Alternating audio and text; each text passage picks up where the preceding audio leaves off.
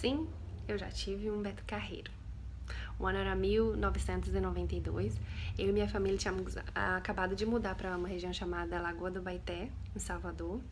Se vocês derem um Google aí, vocês vão ver como é bonito lá. Tanto é que o prefeito de lá transformou essa região num parque nacional e indenizou todas as famílias que moravam lá. E eu fui uma das famílias indenizadas, porque nós tivemos de deixar o local.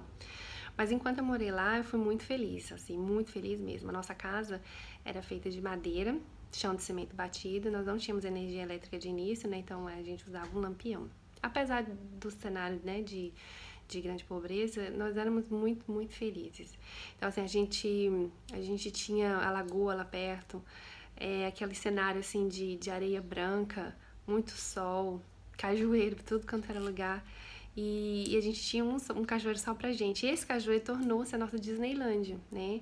A gente lidava com o tédio de uma forma muito, muito criativa, né? Eu acho que por não ter tido tanto acesso a brinquedos, a ter tudo na mão, assim, é que fez de mim uma pessoa muito criativa, né?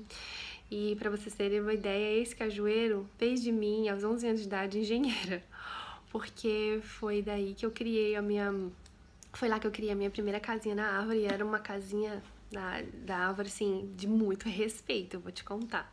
Muito lindinha, planinha, assim, tá? E esse cajueiro, além de ter me ensinado, é, é, ter me tornado uma engenheira, ele servia, assim, como um psicólogo. Foi um grande psicólogo, grande companheiro da minha vida, assim, porque muitas das vezes ele era meu refúgio, né? Conversar, falava sozinha, o hábito de falar sozinha acho que nasceu ali. Falava muito só, quando tava muito triste, e aí eu viajava na maionese. E eu trouxe isso pra vida adulta. E, e assim, com ele eu superei meu medo de altura, mas não consegui superar o meu medo de gafanhotos, porque tinha época que tava cheio de gafanhotos. Porque eu vou te contar uma coisa: inseto no Nordeste não é a mesma coisa, esses insetinhos assim que você acha em São Paulo, no Rio de Janeiro, aquela coisinha Nutella assim, sabe? Porque uma barata no Rio ou São Paulo você mata com chinelo. Agora, uma barata cascuda, ninja, da Bahia, você não mata com sandália havaiana, né? É com tiro de espingarda, alguma coisa assim. Então você imagina um gafanhoto. Era o trem jurássico. Então, assim, era a única coisa que me mantinha fora desse pé de cajueiro, de caju, era os gafanhotos. Mas assim, não era sempre que eles estavam lá. E infelizmente o cajueiro não me ensinou a superar isso. Mas me consolou bastante, assim, nos momentos de tristeza. E muitas das vezes eu também me escondi da minha mãe quando eu aprontava, porque eu não era uma criança fácil, eu era muito ativa. E aí eu subia lá e ficava quietinha. Quando a minha mãe me achava, descia, apanhava. E aí eu subia novamente para poder aliviar o lombo pós-surra. E foi um desses momentos, né, de alívio, assim, de pós-surra, que Beto Carreiro nasceu. Eu vi um pedaço de madeira no chão e aí eu fui lá e fiz uma gangorra. Só que eu fiz um balanço, gangorra, um balanço que tava num galho muito flexível. E aí no momento em que eu ia pra ponta desse galho, ele arriava, depois ele voltava. Só que aguentava meu peso, que eu era muito magrinha. E aí, assim, quando eu percebi, eu tava cavalgando neste galho de árvore. E eu já tava chamando ele de Beto Carreiro. Não foi fácil, vou te falar. Era um cavalo selvagem, difícil de ser domado, né? Levou um tempo, assim, pra ele confiar em mim. E eu nele.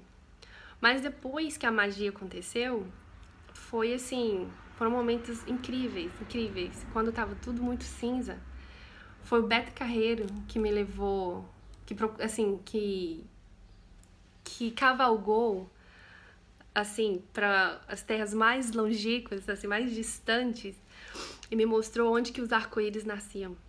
Quando eu tava quando a fome era intensa, né? Foi através do Beto Carreiro que foi ele que me mostrou que as nuvens eram feitas de algodão doce. E quanto maior a fome, melhor o sabor. E assim, as aventuras foram assim inúmeras, né? Foram intensas e eu e meus irmãos, assim, o mais novo e a minha irmã gêmea, nós brincávamos o dia inteiro lá. Eu lembro da gente montando nesse cavalo, e aí eu gritava: Beto Carreiro World é o maior centro de lazer da América Latina. Aí eu fazia o barulho do chicote com a boca. E assim, nós brincávamos o dia inteiro. E eu também não gostava de deixar as pessoas montar no cavalo, porque ele era um cavalo assim, meio. Como é que eu falo assim? Meio bravo, sabe? Não era todo mundo que sabe, que domava ele, assim, que sabia dominá-lo como eu, né? Então, assim, foram momentos inesquecíveis, né? Ao lado desse meu cavalo, Beto Carreiro.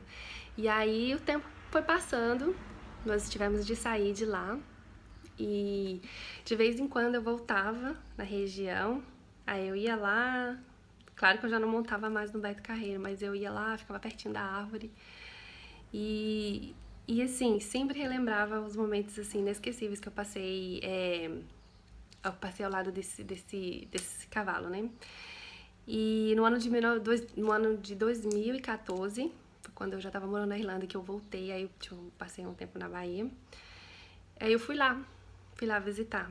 Fui lá, porque assim, a Baité é muito bonita de qualquer forma.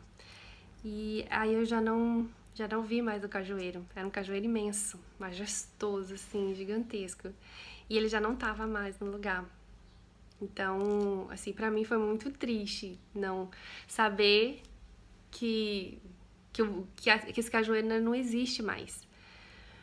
Mas, assim, não existe mais fisicamente, né? Porque eu pensei assim, né? Eu lembro muito bem do dia em que o Beto Carreiro nasceu.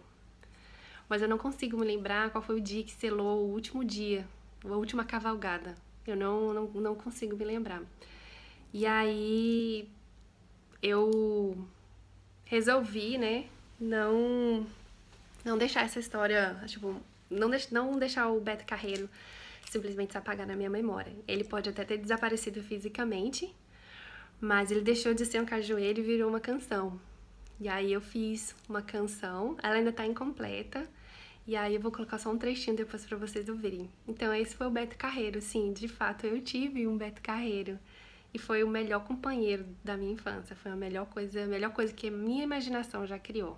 Foi uma das coisas mais bonitas que eu, que eu já pude criar e viver, né?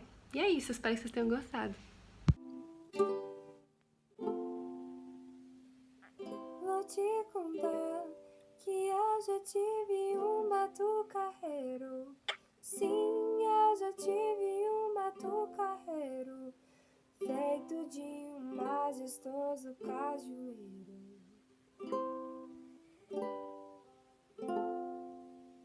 Beto Carreiro era um cavalo selvagem que possuía asas, levava-me a outros ares.